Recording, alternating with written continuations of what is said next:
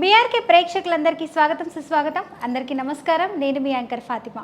So ఈరోజు మనతో పాటు స్టూడియోలో ఉన్నారు ప్రముఖ జ్యోతిష్య వాస్తు పండితులు వెన్నంపల్లి నిశాంత్ శర్మ అవధాని గురూజీ గారు మనతో పాటు ఉన్నారు. గురుగారిని అడిగి మరిన్ని వివరాలు తెలుసుకుందాం. నమస్తే గురుగారు.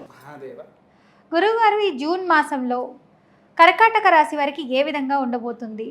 ఇంకొక విషయం గురుగారు, చాలామంది కర్కాటక రాశి వాళ్ళు మాకు మానసిక ఒత్తిడి ఎక్కువైపోతుంది, పోయిన మాసంలో చాలా ప్రాబ్లం ఫేస్ చేస్తున్నాం మేము, ఇంట్లో లైక్ గృహం పరంగా కూడా చాలా ప్రాబ్లమ్స్ ఫేస్ చేస్తున్నాము, ఆఫీస్లో ఒత్తిడి ఎక్కువ ఉంది అంటున్నారు.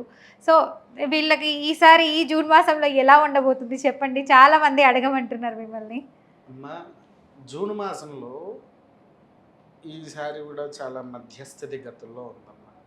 ఎందుకు అనంటే కిందటి మాసంలో మే 27వ తారీఖున గురుబలం అనేది తగ్గిపోయింది వారికి. గురుబలము తగ్గిపోయింది. కాకపోతే ఒక్కటేంటి అనంటే విదేశీ ప్రయాణాల కోసం చూసేవారు విదేశీ ప్రయాణం ఉన్నది, వ్యాపార రీత్యా కూడా విదేశీ ప్రయాణం కూడా అవుతుంది వారికి. వ్యాపార రీత్యా విదేశీ ప్రయాణ యోగ్యత వస్తుంది. అంతర్జాతీయ ప్రయాణాలు కూడా బాగా సేవిస్తూ ఉంటారు. మామూలుగా ఇక్కడ ఉండే దాంట్లో కూడా ప్రయాణాలు చేయకుండా అంటే పుణ్యక్షేత్ర దర్శనాలు ఖచ్చితంగా అవుతాయి జూన్ మాసంలో వారికి.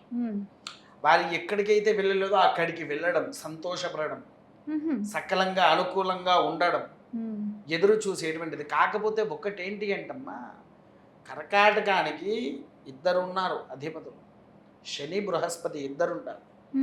అయితే కొంతగా ఏంటి అంటే కర్కాటక రాశి వారికి మొదలు బద్ధకం బద్ధకము ఎక్కువగా ఉంటుంది వారికి. ఏదన్నా పని చెయ్యాలన్నా చెయ్యలేదు,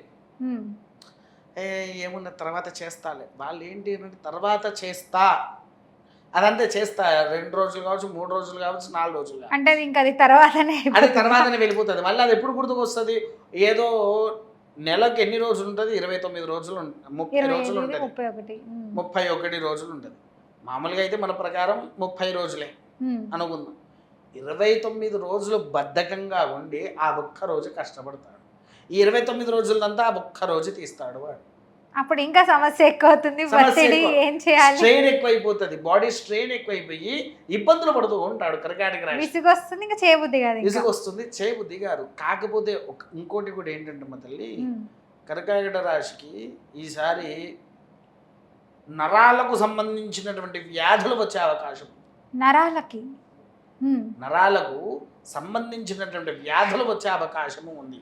తర్వాత రెండోది ఏంటి అంటే విద్యాపరంగా ఉన్నత స్థాయికి వెళ్తూ ఉంటారు. కాకపోతే ఏంటి అని అంటే వీరు విద్యలో ఉండడానికి పగడ గణపతి అని దొరుకుతుంది. ఆ పగడ గణపతి వారు ఎప్పుడైతే మెడలో ధరిస్తారో ఆ యొక్క పిల్లలకు అద్భుతమైన విద్య అనేటువంటిది వస్తూ ఉంటుంది.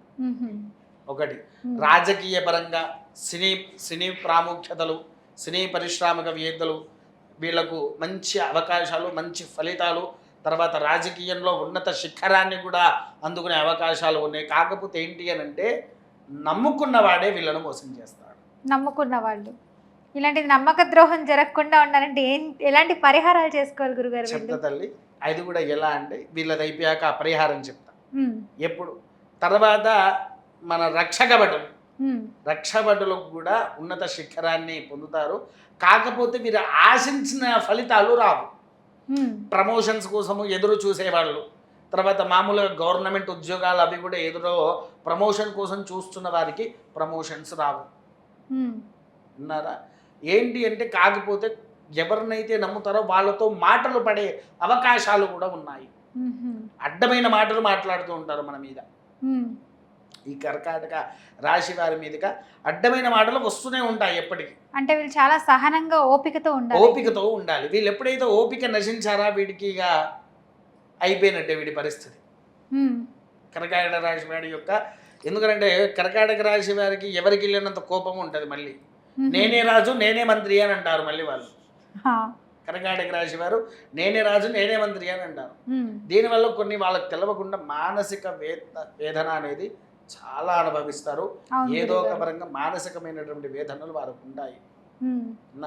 తర్వాత ఇంకో విషయం కూడా ఏంటి అని అంటే రైతులు మన సైనిక భటులు వీళ్లకు అద్భుతమైన ఫలితాలు ఉంటాయి. ఫలితాలు లేకుండా లేరు. కాకపోతే ఏంటి అని అంటే రైతు సోదరులకు కొద్దిగా వరి పరంగా నష్టమైతే ఉంది. వరి అంటే వడ్లు ఉంటాయి చూసారా, వరి పరంగా కాస్తంత నష్టాన్ని చూస్తారు. విన్నారా? వీళ్ళందరూ కూడా కలిసి చెయ్యవలసినటువంటి ముఖ్యమైన పని ఏంటిదయ్యా అంటే ఉదయాన్నే లేచి శనేశ్వరుడి యొక్క అనుగ్రహాన్ని తీసుకొని బృహస్పతి గ్రహానికి శనిగలు నానబెట్టి దాన్ని మాల కింద తయారు చేసి 108 శనిగలు బృహస్పతి మీద మరియు హనుమంతుని యొక్క వారి మీద ఈ 108 శనిగలు స్వామివారికి మాల అర్పణం అనేది చేయాలి. తర్వాత ప్రతి వీరికి బుధవారం ఆదివారం అవుతుంది. అయితే వీరు ఏం చేయాలి? ప్రతి బుధవారం రోజున రాజశ్యామలాదేవి కానివ్వండి, లేదా అయ్యప్ప కానివ్వండి, సరస్వతీదేవి కానివ్వండి, వారి యొక్క అర్చన కానివ్వండి, అభిషేకాలు కానీ వీళ్ళ ఏమన్నా ఆచరిస్తే మంచి ఫలితాలు కలుగుతాయి. వారికి అనారోగ్య సమస్యలకు వీరు ముఖ్యంగా చేయాల్సింది నరాల బలహీనత అనేది వస్తుంది. కాబట్టి వీరేమి చెయ్యాలి అని అంటే వారి ఇంట్లో 6 మాసాలకు ఒక్కసారైనా సరే, లేకపోతే ముఖ్యంగా ఈ జూన్ మాసంలో అరుణపారాయణాన్ని ఆచరించాలి. అరుణపారాయణం ఏదైనా వేద బ్రాహ్మణులతో చేపిస్తే మంచి ఫలితాలు వాళ్లకు కలుగుతూ ఉంటాయి. చాలా చక్కగా చెప్పారు గురుగారు. ధన్యవాదాలు.